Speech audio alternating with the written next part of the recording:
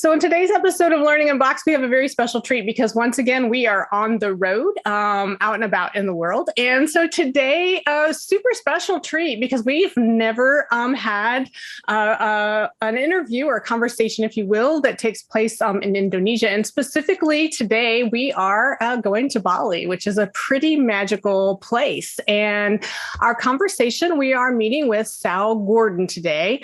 And Sal is the head of teaching and learning and principal at some place called the Green School in Bali. So Sal, welcome to the program. Thanks very much for having me. I can't wait to have this. Yeah, it's going to be a great conversation. And it's evening there. For those of you that might be watching the video version of this, it's dark. When we took our moment of silence, I could hear a little bit of the jungle chirping. So which makes this an awful lot of fun. So Sal, I'll start by sort of giving us sort of the 100,000 foot view, sort of about the state of education in Bali. Wow. The state of education in Bali probably looks quite different depending on who you ask, I think. Yeah, I would assume. Indonesia itself has been, had schools closed for a year and a quarter. Mm-hmm. And I think the count's over 200 days now that Indonesian national schools have been closed, so to in-person learning, completely closed. So the state of education, if you're asking for local Indonesians, mm-hmm. is quite drastic. I mean, we're not talking about a loss of learning. We're talking about a change in culture.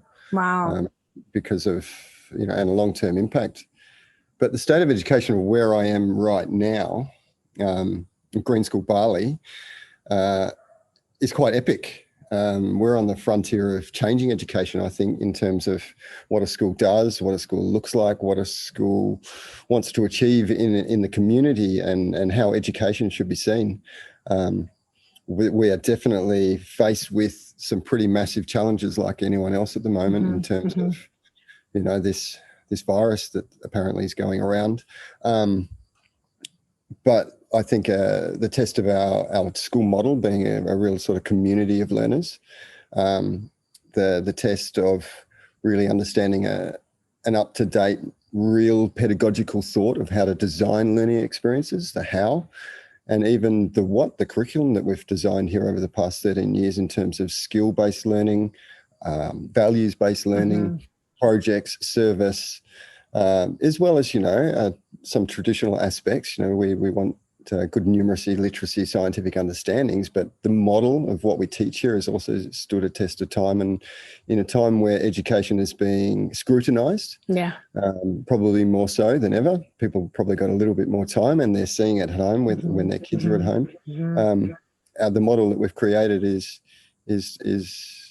working for us, and we believe it's a model that parts of it should be embedded in other educational institutions as well. So, yeah, we definitely believe that as well, which is one of the reasons why when we found you, we were like, feels like kindred spirits. So much of what I understand that's going on at the Green School is certainly what at the Past Foundation we advocate for every single day. So before we jump into the sort of nuts and bolts of the Green School, so just share with our listeners, because they do come from all over the world.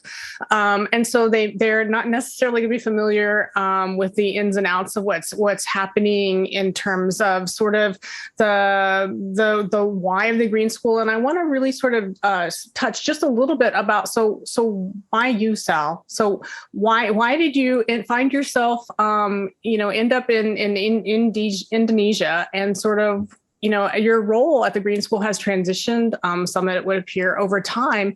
So before we talk about how the school works, share with us a little bit about why you. Why me? Yeah, why me? Just lucky to be here. I got into education quite late, like formal education. Mm-hmm. And, I finished an undergraduate degree mid-90s. So, I'm getting mm-hmm. older. I'm approaching 50. And I took a gap year. And in that gap year, I'd worked with a sustainable development company in India. Mm. It took me like a week to realize that all of this education that I'd gained through a private school education, an awesome private school education in Australia that I loved, and then a university degree, out in the wide world, I felt completely out of my depth. And I felt that any chance of me impacting, even having a control on impacting my own life, but impacting a community or an organization was negligible. I found I was unskilled. I was lucky almost to have a good family upbringing that embedded good values in me. And for some reason, I remember just knowing that I knew how to learn. And I'd gone to school for 12 years and then university for 4 years. And really all I'd got out of it was the understanding of how I learned. And so I took that skill with me and I turned my gap year into a gap decade. And really proud to talk about my gap decade, where I upskilled myself. I traveled around the world. I did jobs all across the spectrum of different societies, learnt different languages. I sailed boats. I ran offices. I ran labs. I managed bands. I did everything and anything I could just to travel and to experience and to upskill. And then you get a bit older and you think, what am I going to do when I grow up? And with some self-analysis, I realized I'd been teaching and learning for a long time. Education, not just education, but a passion for science, a passion for mathematics, and a passion for teaching and learning took me to education. So then 5 years in the education system in Australia, where the first thought I had when I started my first job was, wow, this place hasn't really changed. And this learning program hasn't really changed. Being a young father at the time, really, I was like, well, I owned a restaurant there and I didn't want my kids to eat. You know, I was like working at a school and I thought, well, this isn't the sort of thing I wanted even for my kids.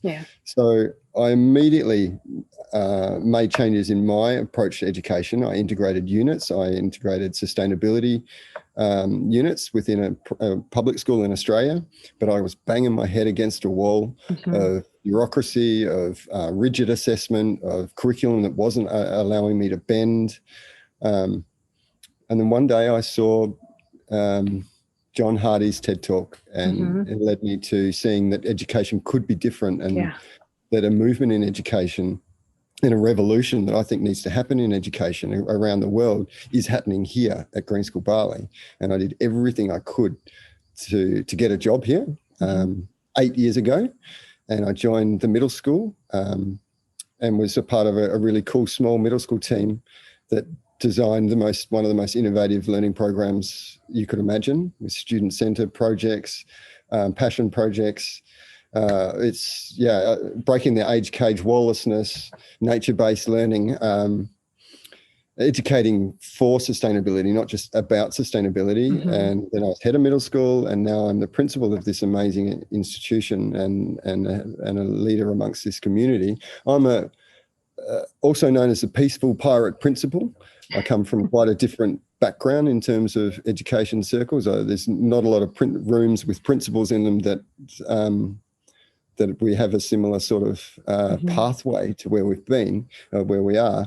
But I'm an education revolutionary. I want the world to change. I want the world to be a better place. And I believe that I believe that we could all think that we could play a part in making the world a better place. And my passions are in education, teaching and learning, like I said. And, you know, it's just, I feel really fortunate to be able to be a part of a team here that is making a difference, I think. Yeah, no, I totally understand that. That's exactly the way I feel about my tribe and the work that we do at Past. It's, you know, and we get to encounter, you know, the Sal Gordons of the world, you know, as we work and travel about and sort of to experience people that have made that exact same sort of realization that you have, and then that just dive in and do things very differently. So we encounter people that are spending a tremendous amount of time doing work in sustainability and problem and project-based learning and inquiry, and just really, really saying, you know, we've got to link learning to real life as opposed to, you know, the experience. You know, I love the fact that, you know,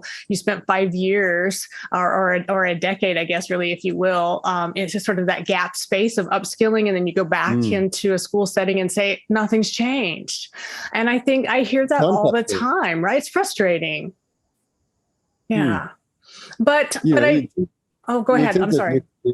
So you'd think with the massive amount of technological change, environmental change, societal change, everything changing so fast, everything that's so determinant to the health of our natural environment, to the health of our people and the connections that we have, everything about it is changing except for the education system. Exactly. I do see some parts of education changing, but they're very rigid and they're very difficult to change. It's difficult to change a national curriculum. It's those mass system, right? If you think about it. And it's a system that is super, super, super slow to change and resistant to change. And that's, and my theory, of course, is that it's because of the way it was originally designed. So it's working the way it's supposed to, the way it was designed. It's just that design's no longer relevant to today. And we haven't figured out how to sort of change that or flip that. So let's get in a little bit, Sal, into the nuts and bolts of what actually happens at the Green School, because that's really the conversation I think that folks will be most intrigued by, because the work and the way, the why and the what, as you put out there earlier. So share with us about sort of the philosophy itself, or the way that the Green School works as an approach for students. Yeah. Well, I'm going to preface this because in a minute I'm going to start talking about some really awesome things in education, but I'm going to preface it with, we're not perfect here. We haven't, we fail a lot. We experiment, we go out on a limb, and it's challenging and it's difficult and we often get it wrong. But I think that's a necessary component of it. You learned so much in that space, right? I think you've got it. I think intelligent fast failure is a real thing. Yeah. So we're a community of learners making our world sustainable. And it sounds like a mission statement, and it is. It's our mission statement.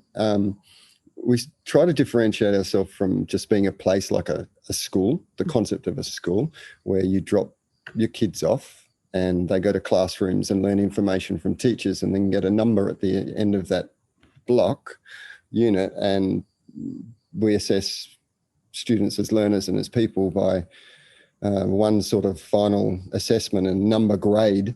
And then the parents come and pick them up again at the end of the day. And school is just something that kids sort of have to get through, and then they have to do because that's what the parents used to have to do. So in terms of trying not to be just a school, but to be more of a community of learners where our students are learners, our teachers are learners, our parents are learners. We connect our learning with our local community in multiple different ways. We connect wider with our Indonesian community, and then even bigger, here we are again connecting globally, and learning and sharing and celebrating together. So we're a community of learners, but we're also really making that really massive judgment statement saying that our learning is making the world sustainable. We believe that learning should be fun, it should be relevant to the real world, but it can have impact now. In fact, it should have impact now. When I went to school, I was told to learn something that maybe later I would use it. Right. I would definitely need to know it in a test to pass, but we don't think that learning really like that is relevant anymore. We believe that if we can create learning experiences for the whole community, but particularly for our students, if we can create experiences for the students that allow them to have impact with their learning now, then that is real learning. So then if you put that down as your statement, I want my students to be able to activate their learning right now, then you say, well, how are we going to do this? And so then you go to the pedagogical belief and how we structure our learning programs in terms of holistic learning programs, in terms of having proficiency, standard curriculum learning outcomes, maths, science, literacy things, thematic learning, so integrated learning, where you don't teach an hour of history and then an hour of geography and an hour of science. You teach a unit on saving the oceans, or you teach a unit on social activism, and you combine a lot of things. So an integrated concept, and also experiential learning is another frame of ours. So our three main frames help us. We throw all of our learning experiences through that. So experiential, we know that students learn by doing. Yeah.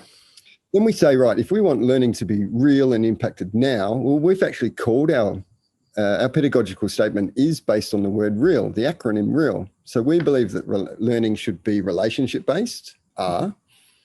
E for experiential. We know that we learn by doing.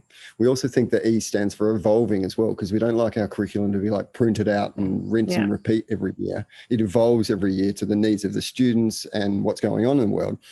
We believe that the A for real is authentic. It needs to be connected to the real world. It needs to have impact now. And that learning starts local, L for local, but it starts here. Even a sustainable future starts here within me and starts local and then spreads global. So our learning pedagogical belief is real. We believe that learning should be real, and we've been able to define that as well. That's then fabulous. You go next step. I love that, by the way. Love it. And then you go to the next step and you go, well, how do we do that? And you go, well, we know that it's not just knowledge that we need to be teaching, because I can tell you anything you like. In fact, everything I learned at school, I could find for you in about 10 seconds. Okay. Yep. On that phone that everybody has all over the world. Everyone has it. Yep. Nearly, excepting my white male privilege right here, but nearly everyone in the world has them. Anyway, so you go, well, knowledge is important, and having a good understanding and a good vocabulary and some good math skills and understanding of the scientific world, yes, definitely important. An understanding of history, really important. Some knowledge is really important. However, if you don't integrate skill-based learning, so whether you call them 21st century skills, whether you call it life skills, whatever, we've got our own Green School skills that we teach to, actively, explicitly teach to.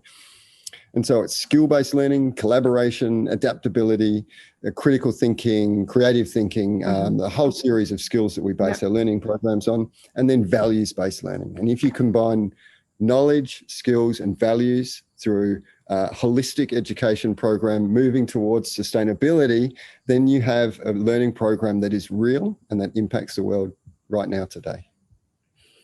Absolutely fabulous. So tell us about, well, like I said, one of the things that appealed to us right off the get-go, right, when we found the Green School was, oh my gosh, this sounds just like what we talk about, what we do every single day. So the background that you see on me, this is the space we built. So, this is our hut in the jungle, right? Ours just happens to be in an old industrial warehouse in the middle of an urban center, right? Same concept that when you walk in these doors, everything that you thought about teaching and learning changes, right? That the entire principle is this is about the kid, and that we believe that kids can solve the world's greatest problems because they are amazing thinkers if we give them the skills and the support, that we just don't regurgitate to them a whole bunch of stuff, facts, knowledge, as you say. So many similarities. And so, I'm jazzed and excited about it. Unboxed, I'm like, just click on the yes thing. It says learning unboxed. I'm like, great, I'm on. Yeah, exactly. We don't think in boxes. We want business think in boxes. I don't go into even in Green School, we don't go into a boxed room and shut the door behind us. Our rooms are, here's the other thing about Green School. Awesome, epic learning program. I mean, it's accredited too, and we do real assessments. We've got it documented. We've got WASC accreditation. We've got Indonesian accreditation. So it's not just a program that's just do whatever you like in the jungle. There is a real awesome documented curriculum here. But I forgot, I don't know if I mentioned, but we've got this epic campus that is more than 80 amazing bamboo buildings. I'm sitting in the most boring place here, but if I just move just a little bit, behind me, you'll see. Wow. Yeah. Of the heart of school. So we build out of a sustainable material, bamboo. We have wall-less learning in terms of there are no walls on in our buildings, but also wall-less learning in terms of breaking the age cage, connecting the learning from inside a school to outside to the community, those sorts of concepts. But it's gardens. There's a river that runs beside our school. We've diverted a little bit of that, and we're trying to run a vortex there to generate some more power, some more electricity there. Rice fields. It's an epic place, and I think schools should be epic places. Yeah. Well, think about how much time kids spend there, right? Away from your family. I mean, let's just step back for, globally and think about the amount of time that kids spend supposedly in this, educational, this is very formative, right? It has meaning, and you want it to be epic because you want this experience to be profound for a lifetime. Did we ever? Well, it hasn't been designed, like you said before at the start. Like this system hasn't been designed to take into consideration that. But I want my students here to not just think of school as a time that they had fun, but the place that this learning had, especially here, is just so connected to nature. And it's terrible that we even have to think, oh, I need to connect to nature. I am nature here, right here. I'm not dissociated from it. I'm not disconnected. I don't have to go anywhere to connect to nature. But it's unfortunate we have gotten to that stage where you do. I think schools should be like some of my best friends are places. And I wrote about that recently. And this place here is one of my best friends. And I would like every person that comes to be a part of this community to remember not just the program and their experience, but the place, this epic place that is called Green School that holds so many memories for us.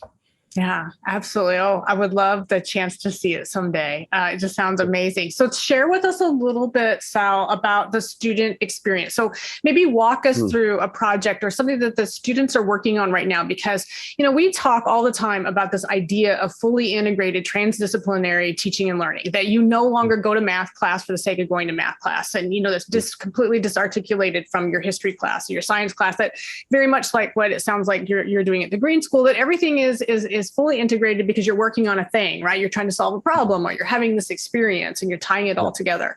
So share with us just a little bit, because I can hear the wheels or the gears turning. We have an awful lot of teachers that listen to the program that come from a more traditional setting. They come from that system that is super, super resistant to exactly what you're talking about. And even if they just grab one single nugget from this conversation and say, I'm going to own that and make that the thing that's happening in my own classroom within the system I can't fully change right now for a better student experience. What do you want those teachers to walk away with and say, hey, I can do this piece?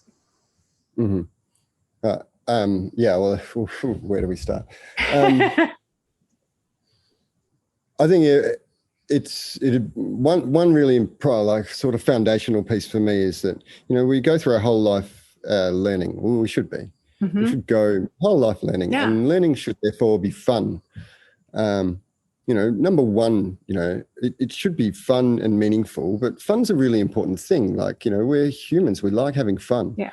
And so I think every teacher, if they went, I would rather, and I was allowed to do it here because I'm not governed and hemmed in by, assessment routines, but I would rather my students have fun than learn anything. In fact, if they weren't having fun, I'd just give up on the learning and go, right, so let's have some fun in here, because this is a really important time. And I think when I remember teaching grade 8 maths, and then the next year teaching the same stuff to the grade 9s who were the next year, and then the next year teaching the same stuff to the grade 10s, and thinking, why am I having to teach this over and over again to these, and they're not going to use it? And they weren't having any fun. And that's really terrible to think that children spend so long at school not having any fun.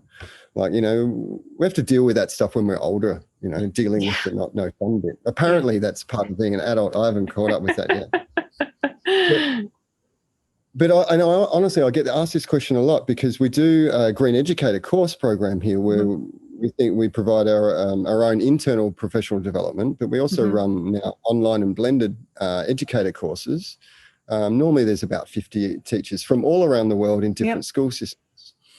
And I know you've got to consider different locations, different curriculum, different regulations, but every teacher in the world tomorrow morning could go into their class and go, right, we're not going to do a lesson on photosynthesis. We're going to do a lesson on thinking creative. And we're going to look at how nature thinks creatively around our relationship with oxygen, carbon dioxide, trees, and chloroplasts, and we're going to create something really special to understand that.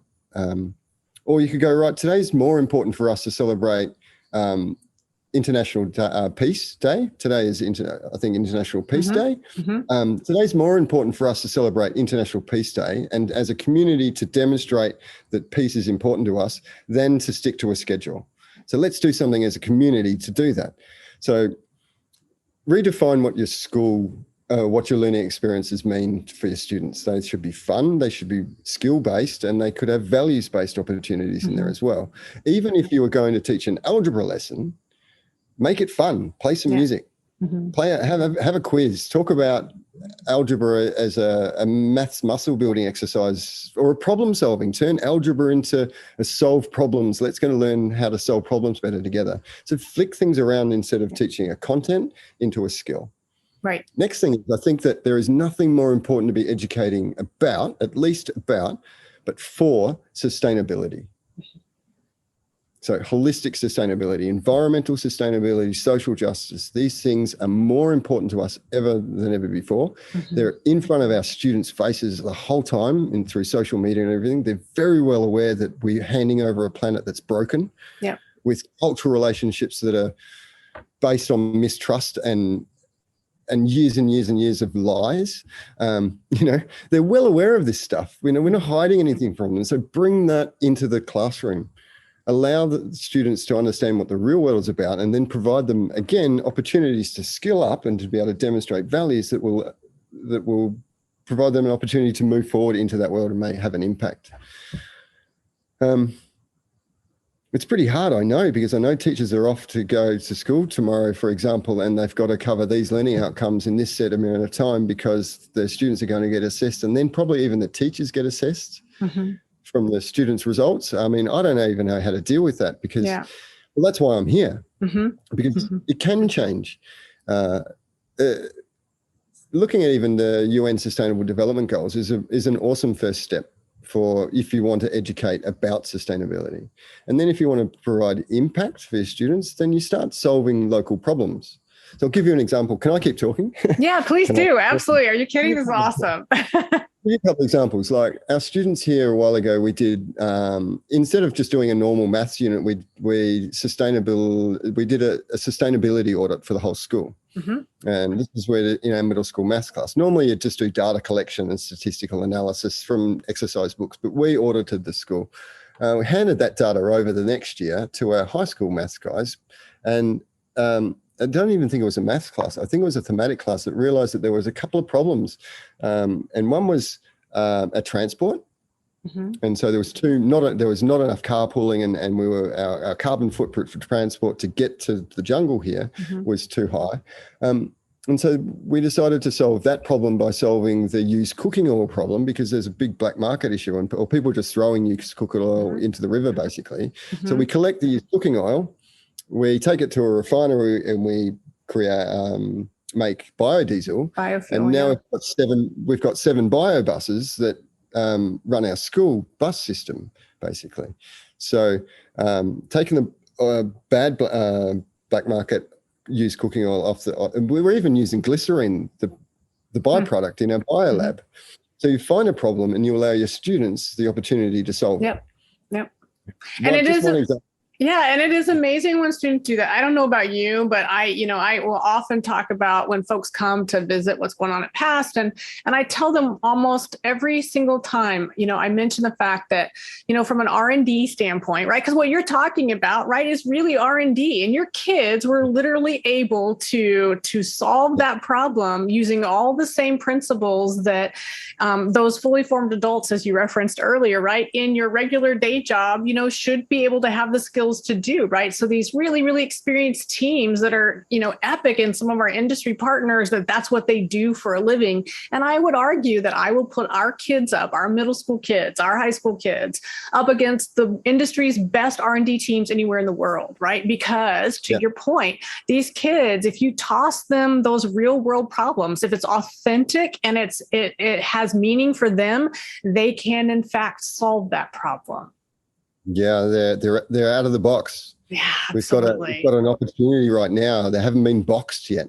Yeah, they haven't gone fully along the conveyor belt, and at the end of it, being boxed out and conveyor belted out into the world. We've got an opportunity right now.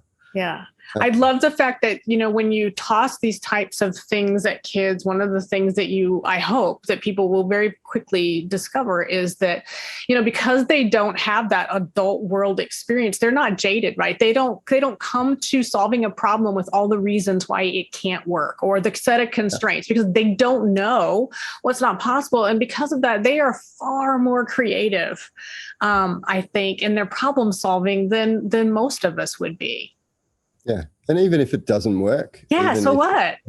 Well, even when I was teaching sort of traditional science, the best things in a science classroom were the ones that never worked. Yeah. So often, the success isn't gauged by banning plastic bags from Bali, which has sort of started as a Green School project and taken by teaching Green School students or lecturing about ecophobia or new recycling systems that we've got here, or solar hydro systems.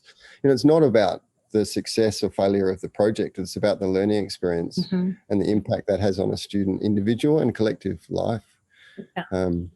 I can't imagine anything more rich. Like I can't remember a learning experience from my high school days that impacted me at all. And that's terrible.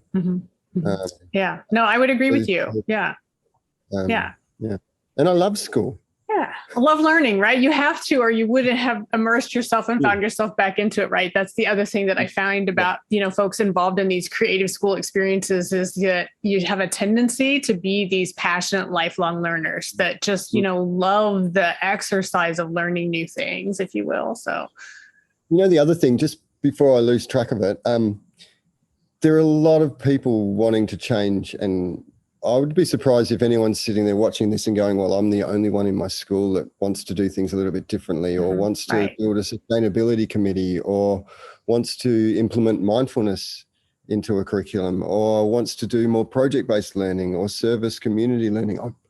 There is no way that anyone is that isolated, because when I started teaching, I thought I was isolated. Right. And immediately when I thought, let's do this integrated sustainability unit, there was a group going, yeah, let's do it. Do it. Yeah. And there's schools doing this. There's some pretty awesome, amazing schools around the world. But I'm just a part of a team. Like, we're not very hierarchical here either. I think that's important sort of to note. Like, sometimes someone's got to have sort of final responsibility for some of those normal school things. But, this program was built by collaboration, creative thinking, empathy, care, motivation towards a sustainable future by a whole heap of pretty awesome people. Yeah.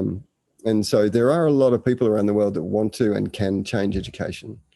There are, and some amazing stories that I've had the privilege of being able to share out with the world, and, to find really innovative, creative people. I always like to close the program or the conversation, Sal, with sort of thinking about that high lob, that piece for those folks that are sitting out there wanting to be able to integrate some of the components that they heard today. So I'm going to actually, my final question for you is really around the sort of what's next, what's coming for Sal and the Green School. That you're excited about, that you're jazzed about. Yeah, wow, there's always so much to be excited about. For a while it took us a few different ways of working, a lot of introspection, a lot of failure to really hold a way to document a living curriculum, to a way to structure it so that it has strength, but still is able to bend. And so only really in the last few years, I think, in the last couple of years, we've developed new ways of working around our documentation. It might sound really boring. No, it's important. Continued evolution of a program, we can't keep reinventing it every year. Yeah. And so that's really exciting for me to be sort of going through sort of a learning program development stage, and then through a curriculum development stage, and getting now to a point of having established ways of working and an aligned understanding of our pedagogical beliefs, our curriculum work, and our assessment strategies, and then putting all that together and practicing that a little bit more. A lot of what I'm excited about is, unfortunately, we've nearly gone a whole thing without talking about COVID.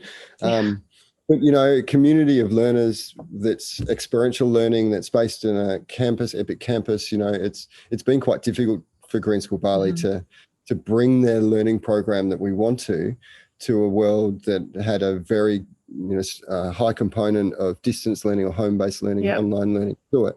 So, there's a part of me that's just looking forward to getting back to some of the old days, because the old day was pretty good at Green School. Although we keep thinking about going back forward to school rather than back to school. Right. I think we're doing some really exciting things in terms of the development of understanding around values-based education. And I think a lot of people are thinking about it. How do you learn a value? How do you teach empathy? How do you teach equity? And understanding that it's more than just watching a movie on it or reading about it and things like that, but understanding that values-based learning is action-based. Right. So you need to actually experience it, but not even just experience, but to see the impact of that value, whether it's peace or sustainability or integrity or responsibility or equity. To see the impact of that value is a crucial part of, and then a self-reflection, and it's all cyclic, of course. But I think we're moving forward in terms of understanding how we how we learn values. And there's a lot of schools talking about it, but it's a little bit of a gray area in terms of, well, how do you assess for it? How do you teach? How do you know people are learning it and things like that? I know we had our kindergarten kids do a lap of the school today singing peace songs and throwing flowers at all the other kids, demonstrating the value of peace and love and caring and compassion, demonstrating it. And those students learned what that was all about today. Oh, yeah. Yeah.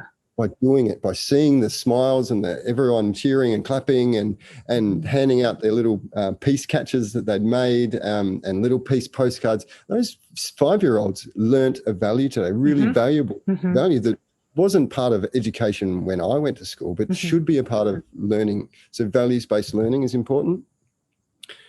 I also think, I was asked the other day how education, technology, how are we going to navigate challenges in education, technology, society, and something else through the times of COVID? Unfortunately, everyone sort of put everything in a box, which you're not going to like, are you? They're going, right, education's here, and that's a problem. We need to do something about that. Yeah. Okay. The environment's over here, and that's a problem too. We need to do something about that.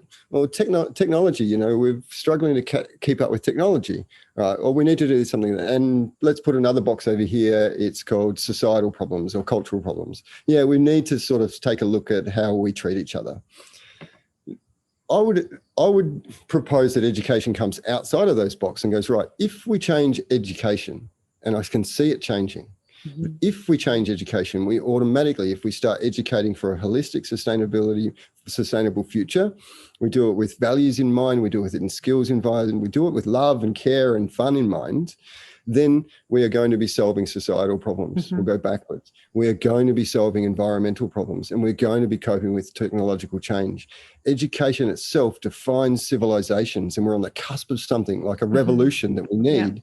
This planet needs, the natural environment needs, people need education to change. And if we can change education, it's going to have such a massive impact on all these other challenges that we have in the world. And that's really exciting at Green School Bali to think, well, I think the model of what a school is needs to change.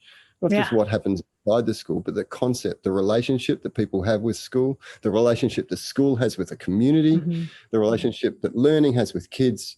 I think we're onto, that it's a critical time for us, but I can see it changing, and it's exciting for us just at Green School to be sort of pushing some of that change. Yeah, absolutely. I agree with you 100%. And I love the notion of, taking education out of the box, as you can imagine. Well, I know you'd like that one. Yeah, I thought I'd slip that in. I love that.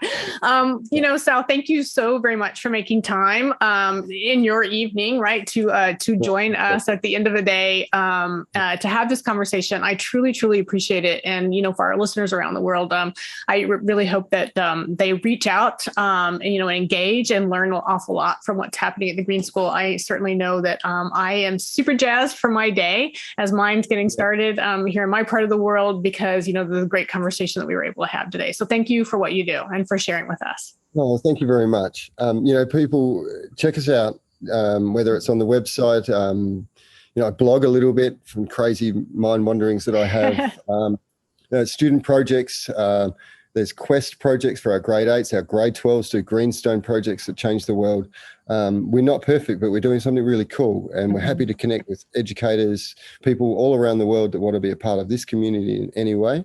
There's no bamboo bubble over here over us. We're really open, and so hopefully from today that people might be motivated to learn a little bit about us, get in contact, learn from us. It's been great to talk to you. Yeah, we appreciate it. And we will be posting links and information so that folks can get to you on the website for the episode. So thank you again. We appreciate it.